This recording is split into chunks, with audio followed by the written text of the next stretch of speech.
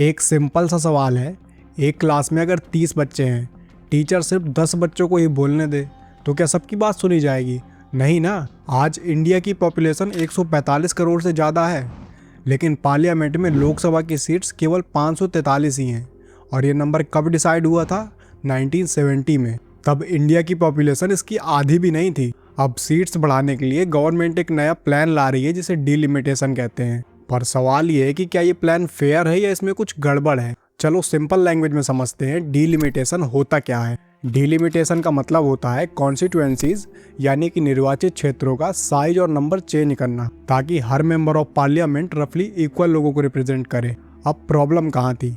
India ने 1976 में ये डिसाइड किया कि सीट्स का जो नंबर है वो फिक्स रहेगा, जो कि पॉपुलेशन कंट्रोल को एनकरेज करने के लिए किया।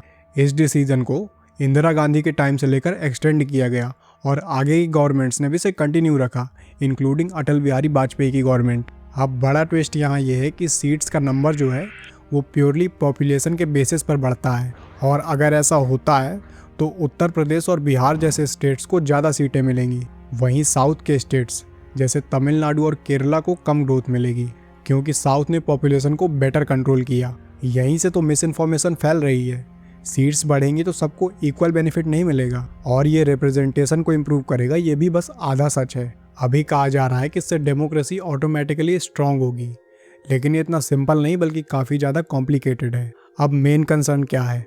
अगर ऐसा होता है तो पावर जो है वो नॉर्थ की तरफ शिफ्ट हो जाएगी। साउथ की जो स्टेट्स हैं उन्हें लगता है कि उन्हें पनिश किया जा रहा है, इसलिए एमके स्टैलिन जैसे लीडर्स इसे डायरेक्टली अपोज कर रहे हैं। इसका सॉल्यूशन क्या हो सकता है? सिर्फ सीट्स बढ़ाना इसका सिंपल आंसर नहीं है। पहला ऑप्शन हो सकता है बैलेंस्ड फार्मूला, जहां पॉपुलेशन प्लस परफॉर्मेंस को कंबाइन करें। जो स्टेट्स पॉपुलेशन को कंट्रोल करें उन्हें पनिश न किया जाए। दूसरा ऑप्शन हो सकता है राज्यसभा का रोल बढ़ाओ, अपर हाउस को स्ट्रॉन्ग करो ताकि स्टेट्स का बैलेंस जो है वो मेंटेन रहे।